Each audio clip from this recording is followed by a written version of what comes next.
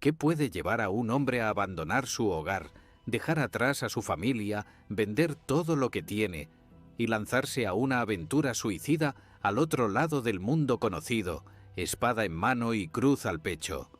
¿Fe? ¿Fanatismo? ¿Sed de gloria? Estamos en el año 1095. Europa es un continente fragmentado, envuelto en guerras feudales, hambre y superstición. Pero entonces, algo lo cambia todo. En la ciudad de Clermont, el Papa Urbano II se sube a una tarima improvisada ante una multitud de nobles, clérigos y campesinos. Lo que dice allí, lo que grita, resuena como un trueno en la historia. Dios lo quiere, Deus vult. Y con esas 3 palabras lanza una de las campañas más sangrientas, largas y polémicas de toda la Edad Media: las Cruzadas. Lo que empieza como un llamamiento religioso para liberar Jerusalén del dominio musulmán acaba transformándose en una cadena de guerras sin descanso que durará casi 2 siglos. Al principio no hay ejércitos organizados ni planes estratégicos, solo una oleada humana descontrolada, hombres, mujeres y niños que creen que matando en Tierra Santa ganarán el cielo. Lo dejaron todo atrás: casas, aldeas, cosechas. Algunos ni siquiera llevaban armas. Otros iban con espadas oxidadas y una fe inquebrantable, porque así lo habían entendido. Matar por Cristo era servir a Dios, y morir en el intento era asegurarse la eternidad. Pero no te equivoques, las cruzadas no fueron solo un acto de devoción. También fueron una oportunidad para nobles sin tierras, para reyes que buscaban prestigio, para comerciantes que olían la riqueza de Oriente. La religión fue la excusa perfecta para una guerra mucho más compleja, una lucha por el Mediterráneo, por las rutas comerciales, por el poder político. El Papa vio en la Guerra Santa una forma de unir a los cristianos bajo su autoridad. Los reyes vieron un modo de canalizar la violencia interna hacia el exterior, y muchos, muchísimos, vieron una ocasión única para hacerse ricos o famosos. A lo largo de este vídeo vamos a recorrer esa historia fascinante y brutal. Las grandes batallas, los asedios interminables, los héroes de ambos bandos, las traiciones, las gestas, los horrores. Conocerás a figuras legendarias como Godofredo de Bouillon, Saladino, Ricardo Corazón de León o los temidos templarios. Viajaremos por castillos, desiertos, fortalezas y campos de batalla donde miles dieron su vida en nombre de Dios o del oro. Porque las cruzadas fueron muchas cosas: guerra, religión, política, negocio, pero sobre todo fueron un espejo de lo mejor y lo peor del alma humana. Y ahora, ajusta bien tu armadura, porque comienza nuestro viaje. Estas son las batallas cruzadas. Tras la explosiva llamada del Papa Urbano II, Europa entera se puso en marcha. Pero no fue un ejército organizado el que partió primero hacia Tierra Santa, no. Fueron miles de campesinos, artesanos, mendigos y fanáticos religiosos, arrastrados por predicadores como Pedro el Ermitaño, que los convenció de que bastaba con la fe para vencer. Aquel movimiento, conocido como la Cruzada Popular o la Cruzada de los Pobres, fue un desastre. Mal armados, sin disciplina ni logística, atravesaron Europa como una plaga. Saquearon aldeas, atacaron comunidades judías a su paso y al llegar a tierras musulmanas fueron exterminados sin piedad por los turcos selyúcidas. Fue una carnicería, un aviso de que la Guerra Santa no iba a ser un camino fácil. Pero entonces llegó el verdadero ejército cruzado, no una turba, sino una coalición de nobles europeos de primer nivel: Godofredo de Bouillon, duque de Lorena; Raimundo IV de Tolosa, uno de los señores más poderosos de Francia; Bohemundo de Tarento, normando del sur de Italia, ambicioso y sin escrúpulos. A ellos se sumaron miles de caballeros, arqueros, siervos y soldados de todo tipo. era una fuerza variada, dividida, pero unida por una sola causa: conquistar Jerusalén. Y también, claro, conquistar gloria, botín y territorios. Su viaje fue una epopeya brutal. Atravesaron los Balcanes, cruzaron Anatolia combatiendo a los turcos y poco a poco fueron acercándose al corazón de Oriente Próximo. En el camino tomaron ciudades clave como Nicea o Dorilea y finalmente llegaron a Antioquía, una de las fortalezas más poderosas del mundo musulmán. El asedio duró meses, el hambre y las enfermedades hicieron estragos, incluso hubo casos de canibalismo entre los cruzados, pero al final tomaron la ciudad. Y cuando los musulmanes lanzaron un contraataque, los cristianos milagrosamente resistieron. Algunos decían que habían encontrado una lanza sagrada, la que atravesó el costado de Cristo. Otros hablaban de visiones de santos cabalgando entre las nubes. Fuera verdad o no, lo cierto es que Antioquía cayó, y el camino hacia Jerusalén quedó abierto. En el verano de 1099, tras casi 3 años de penurias, los cruzados llegaron por fin a las puertas de Jerusalén. Allí se encontraron con una ciudad bien defendida, controlada por los fatimíes egipcios. Sin máquinas de asedio, sin agua suficiente y al borde del agotamiento, parecía imposible tomarla. Pero la fe y la desesperación les dio alas. Construyeron torres de asalto con madera de barcos desmontados, rezaron, ayunaron y se lanzaron al ataque final. El 15 de julio, tras días de lucha encarnizada, los cristianos penetraron en la ciudad santa. Lo que siguió fue una matanza que aún hoy estremece.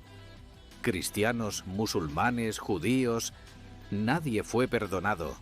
Los soldados cruzados, eufóricos, arrasaron calles, templos y hogares. Según algunos cronistas, la sangre llegaba a las rodillas de los caballos. Era la Jerusalén celestial, conquistada por medios infernales. Pero para los cruzados era un triunfo divino. La ciudad de Cristo estaba de nuevo en manos cristianas. Godofredo de Bouillon, aunque se negó a coronarse rey, se convirtió en defensor del Santo Sepulcro. Había nacido el reino de Jerusalén. Fue el momento culminante de la primera cruzada. Contra todo pronóstico, lo habían conseguido. Pero ese éxito no era el final. Era solo el principio de una lucha que duraría casi 2 siglos y que cambiaría para siempre la historia de Oriente y Occidente. Durante casi 100 años, los reinos cruzados se mantuvieron en Tierra Santa como una suerte de enclave cristiano rodeado de un mar musulmán. Jerusalén, Antioquía, Trípoli, eran fortalezas cruzadas defendidas por caballeros templarios, hospitalarios y soldados traídos de Europa. Pero en el mundo islámico algo empezó a cambiar. Después de décadas de división entre sunitas y chiitas, entre turcos, árabes y persas, surgió un líder capaz de unificarlos a todos. Su nombre era Salah ad-Din Yusuf ibn Ayyub, más conocido en Occidente como Saladino. Saladino no solo fue un gran estratega militar, sino también un político brillante y un devoto musulmán.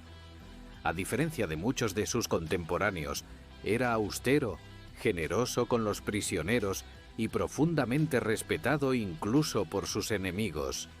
Bajo su mando, las fuerzas musulmanas volvieron a ser una amenaza real para los cruzados. Y en 1187 lanzó la ofensiva que cambiaría para siempre el equilibrio de poder en Oriente. Todo comenzó con una provocación. El noble cruzado Reinaldo de Chatillon, un hombre brutal y fanático, atacó caravanas musulmanas y rompió treguas una y otra vez. Incluso amenazó con invadir la Meca. Saladino, cansado de esperar, reunió a un ejército gigantesco y se dirigió hacia el norte de Palestina. En julio de ese año, cerca de una colina llamada Hattin, los cruzados cometieron un error fatal. Salieron al encuentro de Saladino en pleno verano, sin agua, bajo un sol abrasador. Lo que ocurrió en la batalla de Hattin fue una masacre. Los cruzados, sedientos y agotados, fueron rodeados por las tropas musulmanas, que encendieron fuegos para ahogarles con humo y cortarles el paso al lago. La infantería fue aniquilada. Los caballeros, uno por uno, cayeron. Reinaldo fue capturado y ejecutado por Saladino en persona. El rey cristiano Guy de Lusignan fue hecho prisionero. El corazón militar de los reinos cruzados quedó destrozado en una sola jornada. Y entonces llegó el golpe final, la toma de Jerusalén. Pero esta vez no hubo una masacre. Saladino, en un gesto que asombró incluso a los cronistas cristianos, permitió que muchos habitantes se marcharan con vida e incluso liberó a miles de prisioneros a cambio de pequeñas sumas de oro. Donde los cruzados habían derramado ríos de sangre en 1099, Saladino mostró contención y estrategia. Jerusalén, la ciudad sagrada por excelencia, volvía a estar en manos del Islam. Y Europa se estremeció. La noticia cayó como una bomba en los reinos cristianos. El lugar donde Cristo había vivido, muerto y resucitado, estaba otra vez en manos musulmanas. El Papa convocó una nueva cruzada con urgencia. Y esta vez acudirían algunos de los hombres más poderosos y famosos del continente, porque para muchos recuperar Jerusalén ya no era solo cuestión de fe, era cuestión de honor. La caída de Jerusalén en 1187 fue un mazazo para toda la cristiandad. El Papa clamó desde Roma, los reyes se sacudieron el polvo de las guerras internas, y en poco tiempo Europa se preparó para lanzar una nueva cruzada, la más famosa de todas, la Tercera Cruzada, y esta vez no serían condes ni duques los que lideraran la expedición. Namber esta vez partieron hacia Oriente los reyes más poderosos de Europa, el emperador alemán Federico Barbarroja, el rey francés Felipe II Augusto, y sobre todo el inglés Ricardo I, Corazón de León. Ricardo era un guerrero nato, alto, carismático, temido en el campo de batalla y casi legendario en su tiempo. Cuando zarpó hacia Tierra Santa en 1190, lo hizo con un ejército disciplinado, bien armado y con una sola misión: devolver Jerusalén a manos cristianas. Pero no todo salió como estaba previsto. El emperador Barbarroja se ahogó en un río mientras cruzaba Anatolia, y su ejército, desmoralizado, se dispersó. Felipe II, por su parte, discutió con Ricardo y regresó pronto a Francia. Así que, en la práctica, Ricardo se quedó solo al mando de la cruzada. Y ahí empezó una de las rivalidades más fascinantes de toda la Edad Media: Ricardo contra Saladino. Dos titanes enfrentados, dos culturas chocando a través de sus líderes más brillantes. Pero no era una guerra de odio ciego. De hecho, entre ambos existía un respeto mutuo extraordinario. Saladino admiraba el valor y la inteligencia militar de Ricardo. Ricardo, por su parte, reconocía en Saladino a un enemigo noble, justo y honorable. Según cuentan las crónicas, incluso intercambiaban regalos y médicos cuando uno de los dos enfermaba. Ricardo consiguió algunas victorias espectaculares. En la batalla de Arsuf, destrozó al ejército de Saladino con una carga de caballería legendaria. Recuperó ciudades clave como Acre y Jaffa, y logró restablecer cierta presencia cristiana en la costa. Pero Jerusalén, el gran objetivo, siempre quedaba fuera de su alcance. Ricardo se acercó a sus murallas, sí, pero nunca se atrevió a asediarla. Sabía que no podía tomarla y, más importante aún, que no podría mantenerla. Jerusalén estaba protegida no solo por murallas, sino por el fervor de un pueblo y la astucia de un líder. Finalmente, tras años de lucha, Ricardo y Saladino firmaron una tregua. Jerusalén seguiría en manos musulmanas, pero los peregrinos cristianos podrían visitarla sin ser atacados. Era un acuerdo pragmático, incluso razonable. Pero a muchos les supo a derrota. Ricardo volvió a Europa como un héroe, pero también con las manos vacías. Nunca llegó a ver Jerusalén conquistada. Y poco después, Saladino murió en Damasco, sin riquezas, sin pompas, pero con el respeto incluso de sus enemigos. La Tercera Cruzada no recuperó Jerusalén, pero dejó algo aún más profundo: el mito. El mito de dos líderes enfrentados, no por odio, sino por principios. Dos mundos distintos, cruzando espadas y también miradas. Fue una guerra de acero, sí, pero también de honor. Después de la muerte de Saladino y la retirada de Ricardo Corazón de León, las cruzadas empezaron a cambiar. Ya no se trataba solo de recuperar Jerusalén. Las motivaciones espirituales iban quedando enterradas bajo intereses mucho más humanos: oro, poder, comercio, política. La llamada Guerra Santa se fue convirtiendo en un negocio. Y nada lo demuestra mejor que lo que ocurrió en la Cuarta Cruzada, uno de los episodios más vergonzosos de toda la Edad Media. Porque esta cruzada ni siquiera llegó a Tierra Santa. Se quedó a medio camino. Y en lugar de combatir al Islam, los cruzados acabaron saqueando Constantinopla, la capital del mismísimo Imperio Bizantino, el corazón del cristianismo oriental. ¿Cómo pudo pasar algo así? Todo comenzó a finales del siglo XII. El Papa Inocencio III, convencido de que aún era posible reconquistar Jerusalén, lanza una nueva cruzada en 1202. Pero esta vez el plan era distinto. En lugar de atravesar tierra firme, los cruzados viajarían por mar. ¿Y quién tenía la flota más poderosa del Mediterráneo en ese momento? Venecia. Una república comercial riquísima, ambiciosa y sin muchos escrúpulos. Los venecianos aceptan el trato. Construirían barcos para transportar al ejército cruzado, a cambio de una suma gigantesca. Pero los cruzados no podían pagar. Habían prometido más de lo que tenían. Y los venecianos, ni cortos ni perezosos, propusieron una solución. En lugar de dinero, que les ayudaran a capturar la ciudad de Zara, en la costa dálmata, enemiga comercial de Venecia. Y cristiana. El Papa lo prohibió expresamente.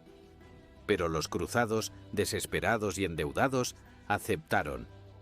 Así, la cruzada comenzó atacando a cristianos por intereses económicos. Era solo el principio. Poco después apareció otro personaje clave. Un príncipe bizantino exiliado, Alejo IV, que les ofreció una fortuna y el reconocimiento de la autoridad papal sobre la Iglesia ortodoxa, si lo ayudaban a recuperar el trono de Constantinopla. Una oferta tentadora. Y así fue como el ejército cruzado, en lugar de dirigirse a Jerusalén, navegó hacia Constantinopla, la ciudad más rica y poderosa del mundo cristiano oriental. Cuando llegaron, colocaron a Alejo en el trono, pero el joven no pudo cumplir sus promesas económicas. La tensión creció. El pueblo se rebeló. Alejo fue asesinado. Y entonces, los cruzados decidieron tomar la ciudad por la fuerza.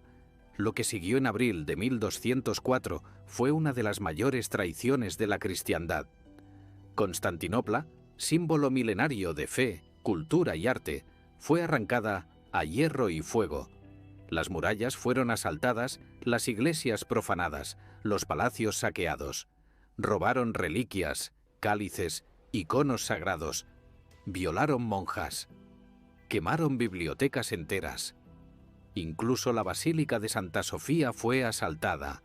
Las crónicas bizantinas hablan de 3 días de horror, de borrachos vomitando sobre altares y de caballos estabulados en las naves sagradas.